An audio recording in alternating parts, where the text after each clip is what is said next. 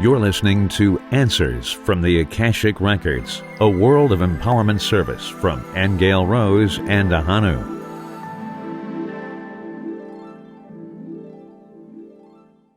Okay, you're very, very welcome. My name is Ahonu, and on behalf of Aingeal Rose and the World of Empowerment team, I welcome you to this Akashic Record session number 41. Our seasoned participants will know the procedures for these sessions, but for our newcomers today, it's important that I point out that throughout these sessions, Aingeal Rose is not in a trance, and neither is she channeling through any spiritual or psychic entity, spirit, angel, or ascended master. She is downstepping the answers to your questions directly from Source. Now, many of you are aware that the answers to these questions became the basis for Aingeal Rose's first book in the 10-book Honest to God series called A Time of Change, which is available from atimeofchange.info. Her second book, called The Nature of Reality, can be ordered from thenatureofreality.info. And both, of course, can also be ordered from Amazon.com or requested from most high street bookstores. Because this session is being recorded, we will not use people's personal names anywhere in the session. It simply ensures the privacy of all participants. All participants will receive a copy of the recording free of charge as soon as we have finished rendering it as a download. In the event we don't get to all of your questions today, we will carry them over to our free open forum sessions on the first Sunday of every month. Each week, the summaries of these sessions, we call them profundities. They're posted online at worldofempowerment.com, allowing people from around the world to benefit from Source's words and profound guidance. To date, we have collected thousands of hours of audio, video, and transcripts from these sessions, and they are all available to members in the archives of the World of Empowerment website at worldofempowerment.com. Finally, we ask you that once this session is closed today, please go to the worldofempowerment.com website and leave your comments about your experiences from the session today. As is traditional with us, we will also be doing the Meditation to Paradise Earth at the end, so please do stay for that. So that's the end of the formal introductions. I'd like now to welcome our very own beloved Aingeal Rose. And good morning, everyone, from really sunny and warm San Diego, California. I just want to make a note to let people know that the inconsistency of our groups as of late is because we've been traveling, we've been doing earthwork around the globe, and sometimes the time just doesn't work out. So you will be getting an email to let you know when the next group is. So please allow for some inconsistencies in our program. All right, I'm going to go ahead and say the prayer.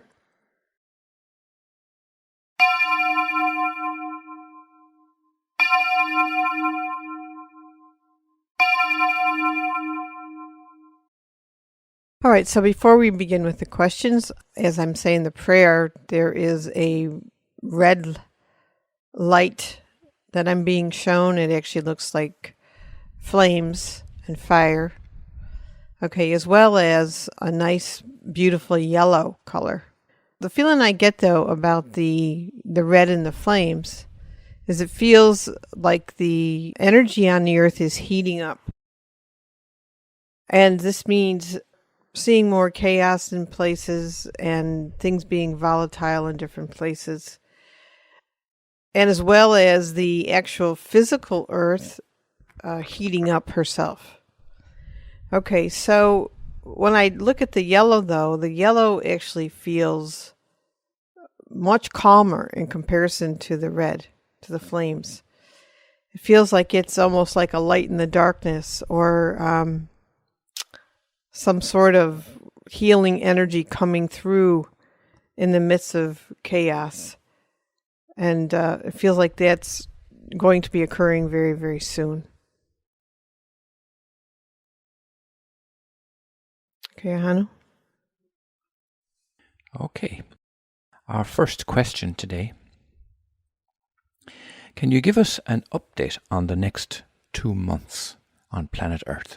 Right, well, for everybody out there who knows or doesn't know, there are many predictions coming up about September 23rd and through October. Everything from there's a new cosmic wave coming through the planet that has the potential to awaken people even further.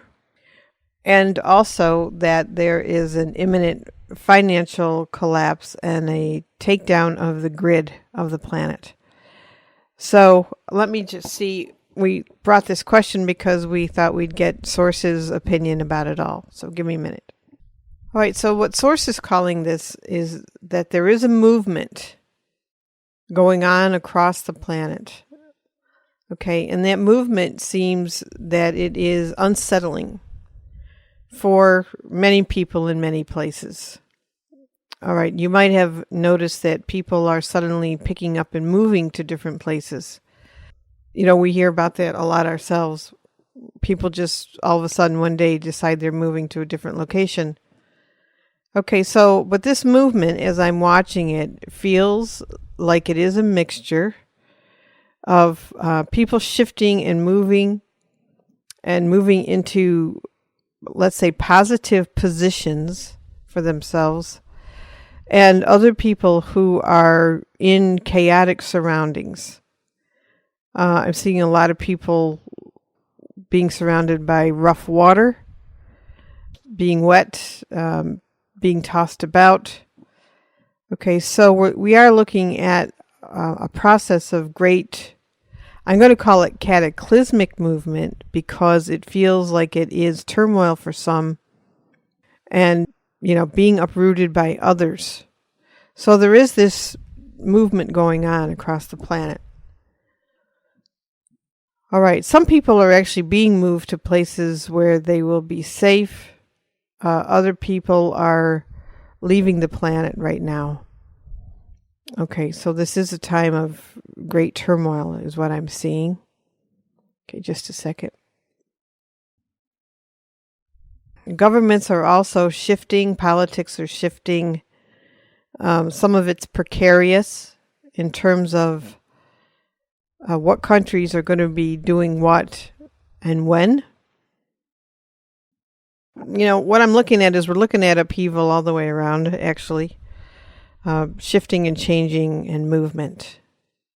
In terms of the finances, you are going to see fluctuations in the stock market. But the feeling I have is it's not going to completely crash. There'll be times when it'll drop, maybe and stay dropped for a while, 2 or 3 weeks, but then things will start to shift again. And again, this is controlled politically, by the way. So I do think we'll see a drop in that. And it feels that those drops are orchestrated so that political people can do things behind the scenes. So in other words, it seems to buy them time to decide what they're doing or do a different plan of action. The governments don't seem to really want a complete financial crash. They don't mind, momentary upsetments. Those they use to their advantage. But it doesn't look to me that they want a complete crash. I think they're aware that that would be disastrous, and quite frankly, they don't look like they're able to handle the fallout from that. Even though, yes, okay, there's been more military exercises, there's been more plans like that to handle riots in the streets. But it still looks like, with all their preparation, that they still would not be able to handle all of the fallout from such a crash. So I don't see that that's going to be a complete crash. You may see, like I say, fluctuations in the market. You may watch certain banks go down temporarily, but it doesn't look like it's a all-at-once worldwide event. Okay, not to that magnitude. All right, and I do think there's discussions being made by governments. They're discussing this whole situation with the world and the money and the welfare of nations. And there's still countries at odds with each other. For example, Russia does look like it's at odds with the U.S., so does China. There's other countries where we have politics going on in the Middle East, where we've been sending representatives over to be discussing certain things. So there's a lot going on right now, as far as what Source is showing me. Now, as far as the energy wave, it's already started to come. It's already been kind of pulsing through in the last month, I'd say. It's already been happening. Okay, so what you're going to see is a gradual buildup of that, which will also be some of the reasons why you'll watch people changing or moving, or for some people it will be stress and chaos for them. Okay, but the purpose of that is, again, is to increase a frequency upon the planet, okay, so that a greater purification can occur, let's say. And this purification is not a punishment. By the way, it's an opportunity to go to a higher level. It's an opportunity to become more aware, to be more connected to your own inner self, or to be more aware of the whole. So it'll affect each person differently. Some people will be able to flow with that. Their bodies and chakras will be in a condition to adjust easily. Others might have a more difficult time, because if you're in a situation where you've been living in a way that has not been promoting growth for you, you might find that the strain of having to make a change will increase. That can come through negative circumstances if you're not flowing with it on your own. What I hear Source saying is that we need to be assured that that life will go on this planet. Like, I do not see an end to the world, for example. It doesn't look like that's the way it works. It looks like the Earth is going to be here for a very, very long time. She does go through her shifts and changes through various cycles, and some of those are no respecter of persons. But Source is saying the life does continue. The world will continue. The quality of your world, this is all an opportunity for all of us to increase the quality of our lives. In other words, it is about becoming more aligned with your own inner self. It is about being more loving, making more changes that are for the benefit of everybody, not just ourselves separately. But it's a process. Once again, I'm reminding everybody, this is not going to be an instant miraculous change. This is a process. And it's a gradual process. Okay, so in that process, there are events that occur that cause big shifts, and then things calm down, and then there's little shifts that occur daily in people's lives and relationships. Okay, so we're in a process of change. Some will, like I said, flow with it. Others won't make it. That's the way it is through any kind of change. But really, we're being asked to, as a collective, to become a lot more cooperative, a lot more loving, okay, helpful in our communities and our neighborhoods. Okay, so this is about becoming human again in the true sense, where it's about, caring for the whole package, not just our small selves. All right, I guess that's it on that one. Okay, our next question, Aingeal Rose. If all time exists simultaneously, and time is a location and frequency, is it possible to embed a code or a program, like what sacred sites have, from our time to be found by a past or future time that could be healing or divert events? All right, repeat that to me one more time. There's a lot in there, huh? There is, yeah. This participant is asking about time because it exists simultaneously. Is there a code or some kind of frequency like what's available at sacred sites around the planet that we can access that might be healing for us now or divert negative events? Interesting question. Okay, hang on.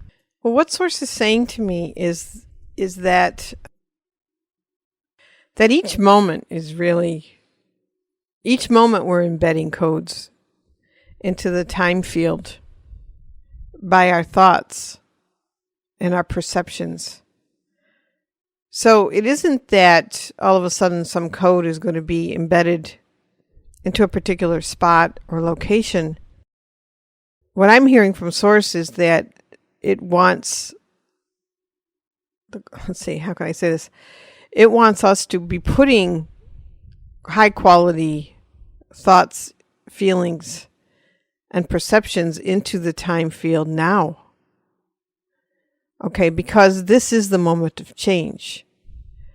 It's like even when I can see possibilities coming up for the future, Source has always told us to stay away from predictions or things that occur at particular times, because anything can happen in the moment, and you're in a quantum field right now. You're in a universe where there's plasma fields all around us that respond instantly to our thoughts and feelings and perceptions.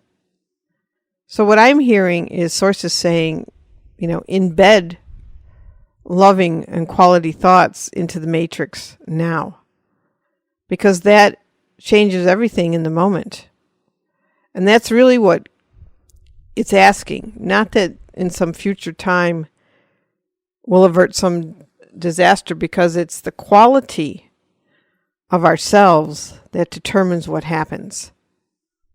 I hope I made that clear enough. Super. Now, National Geographic just announced a new species of a skeleton that was found in South Africa. What can Source tell us about this? Was this a human skeleton? Okay. All right, so what Source is showing me is that it doesn't want us to be thinking linearly about species, because the truth is that many species in ancient times coexisted together. So we're going to keep discovering new forms of biologies that were present on this earth in ancient times. Okay, so what I'm seeing is many races being here from two things. Many different types of extraterrestrials were here at the same time, who had a hand in working with different species, creating different species. And so there was actually a conglomeration of many different types of people and beings here in ancient times. And we had star people included in that. So this discovery, what I'm hearing, shows us another species that was here at a particular time. And what Source is saying is we're going to be finding more and more evidence of strange people that we didn't know about. But it looks to me that this is part of our history, and not to be thinking linear, like that one evolved from the other or came up, through the ages like that, because I'm seeing there were many here all at the same time that were very different. Did Mars have a society that lived 3 million years ago?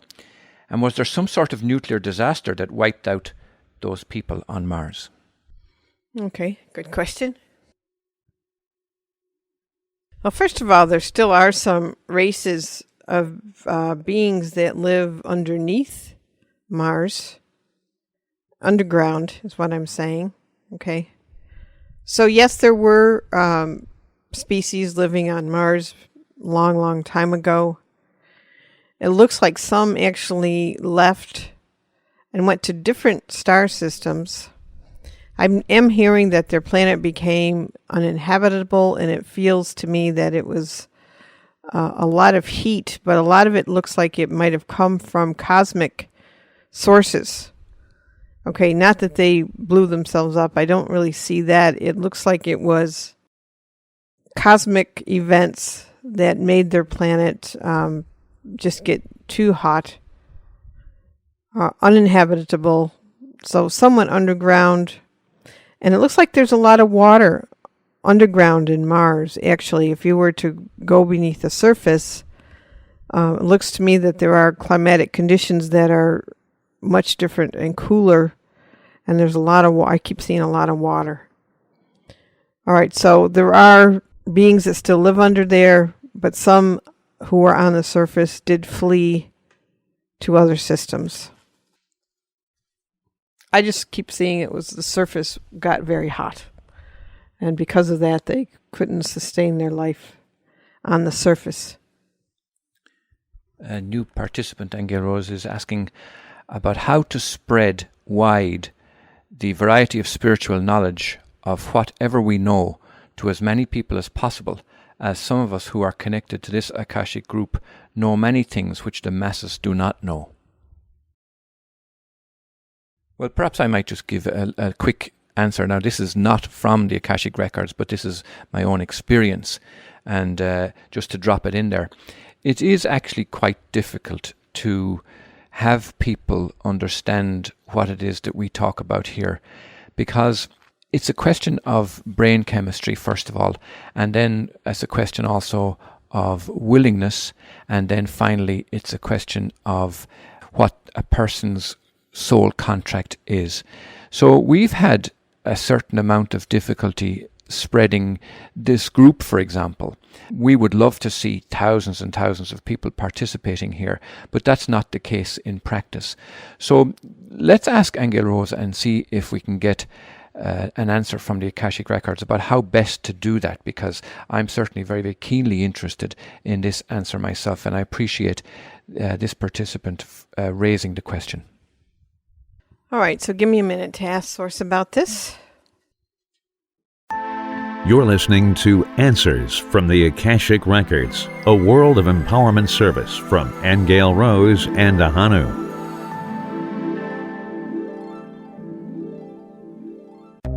Years of research, thousands of profound statements, hundreds of sessions, miles of transcripts, months of listening, a vast archive of personal power and spiritual awareness awaits you. Join worldofempowerment.com today, a members-only website of practical spirituality for your fast-changing world. worldofempowerment.com. Okay, so as usual, everybody, when you ask Source, you get an answer from a place of love. And I think that's the first most important thing to remember. Because Source is saying that the way you spread knowledge is, number one, you become knowledge. All right, so if you take everything first as your individual soul progression, and as you incorporate higher knowledge, the task at hand is still to become love. It's still to become a more loving presence. It's still to refine virtues, compassion, non-judgment, extending and sharing and communicating. People respond to love. They respond to loving kindness. So in terms of the knowledge that we might have about what's going on in the world, you get a bigger, let's say you spread truth better by becoming it, okay? And by walking down the street and being a presence of love and higher illumination, that automatically affects everybody you come in contact with without having to say anything. Ahonu mentioned earlier that sometimes it's a matter of brain chemistry. And You may try to tell certain people in your life or people that you care about some of the things that are going on, and they may not want to hear it at all. They may not prepare anything. But it's because, everybody is in their own guidance. Okay, so you have to remember that everybody's in their own relationship with themselves and with Source. And actually, everybody's safe. Even if people leave the planet because they didn't know any better, or they didn't prepare, or they put themselves in a situation that's dangerous, they're still all right. Okay, it's appropriate for that person at the level that they are. All right, so, there is this lesson about not casting pearls before swine. And what that really means, it's a lesson that every initiate goes through, is that you don't tell people who are not interested any of this stuff.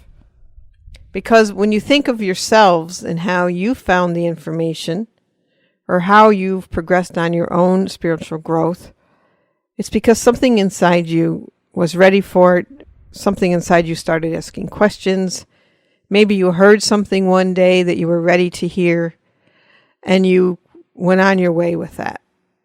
So everybody's in their own process, and there's plenty of people who do want to know, and those people seem to show up in your life, or you find yourself in a situation where a discussion is going on, could be at a party, could be anywhere, and all of a sudden this conversation starts to spark up, or somebody on an airplane, or somebody in a restaurant, and you find that you're making a comment, and next thing you know, you're engaging in this conversation about all this stuff, and you're spreading the word that way.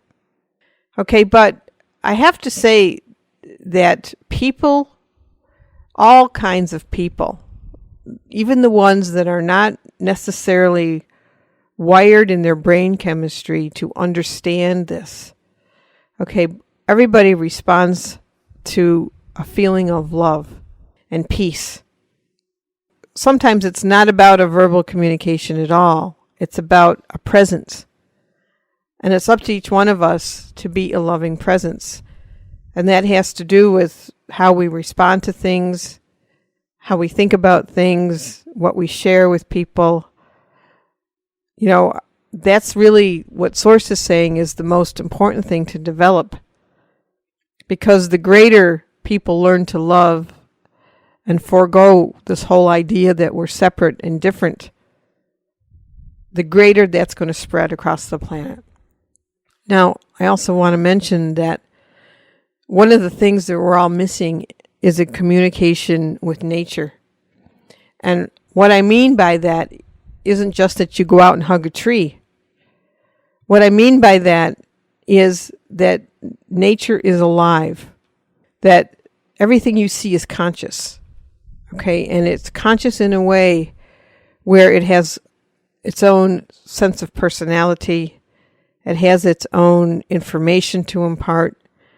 It has its own healing properties. And Ahonu and I know from collecting many waters from around the earth as we were being guided by Spirit and partaking of those waters in terms of ingesting them and learning about the spirit of different places, that the earth is probably one of the most powerful methods of healing you could ever encounter.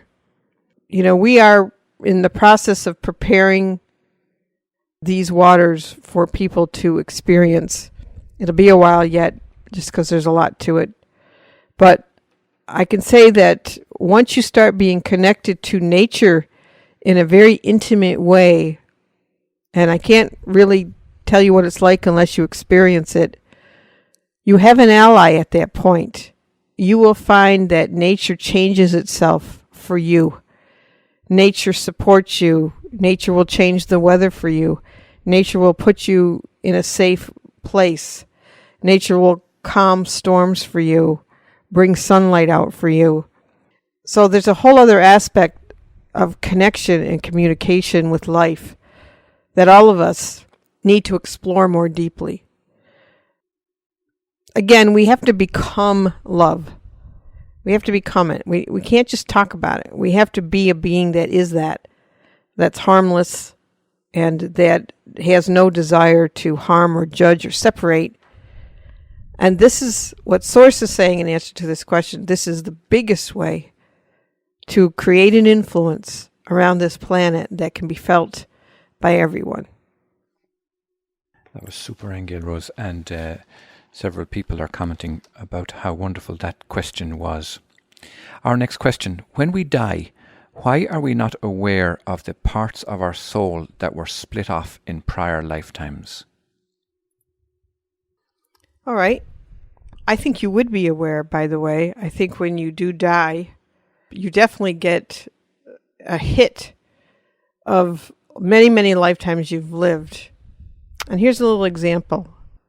I lost my sister some years back, and at the time, she came down with this illness very quickly.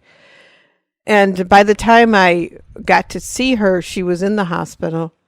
And as soon as I walked into the hospital room, I must have seen about, 50 lifetimes all in a flash that her and I shared together. And I was a bit shocked by it because, I knew we had a connection, but they just all flashed in front of me really fast. So I think when you do die and you go into spirit, you do definitely are be aware of lifetimes you've lived. It's part of your life review as well, as you would be shown the relationship between other lives and this life that you've lived in terms of what your contract might have been and how well you did with it. It's also very possible to be aware of your other lifetimes while you're alive here right now, not just your other lifetimes, but the selves that you have on multidimensional levels that are functioning right now that are aspects of yourself. So there are ways that you can develop an ability to remember those selves or become aware of them. And a lot of that ability has to do with how awakened your brain is and how awakened particular chakras are. So when we talk about, a lot of people talk about ascension in this time period. They talk about DNA activation, but what does that really mean? DNA activation coincides with your higher gifts. And the way that you know that your DNA is being activated is you will start having memories of other lives.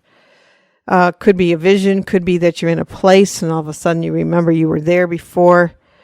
You could have dreams where you're meeting groups of people who are really other aspects of yourself. You could actually go out of your body and meet and interact with other selves.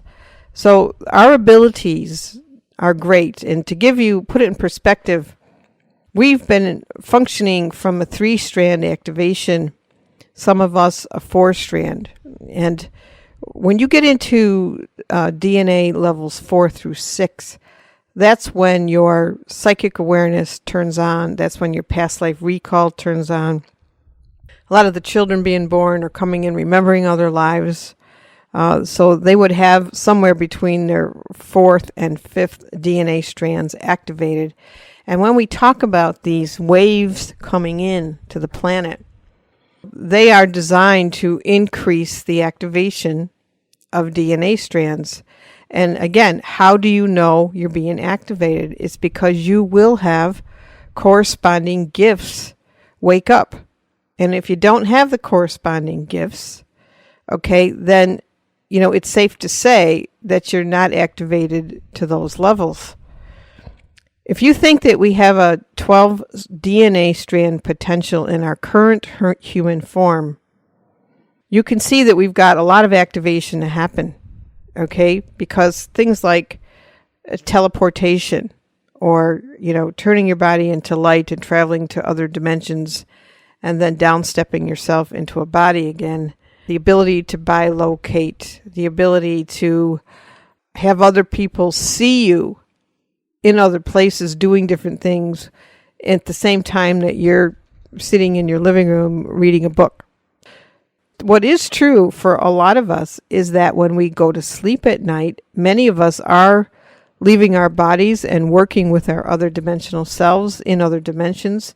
Some of us are doing planetary work, others are doing other things in spirit. But what happens when you wake up is you start to become more aware of what you're doing, and you don't wake up forgetting what you've done. So I hope that answers. Did I cover that question, Anna? You did, Aingeal Rose, beautifully.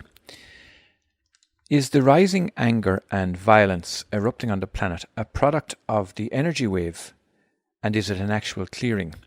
Yeah, this is a very interesting question, because many times we get asked about, violence and negativity, and people are trying to understand, is negativity a part of growth? Is negativity a part of clearing? And do we have to learn and grow through adversity?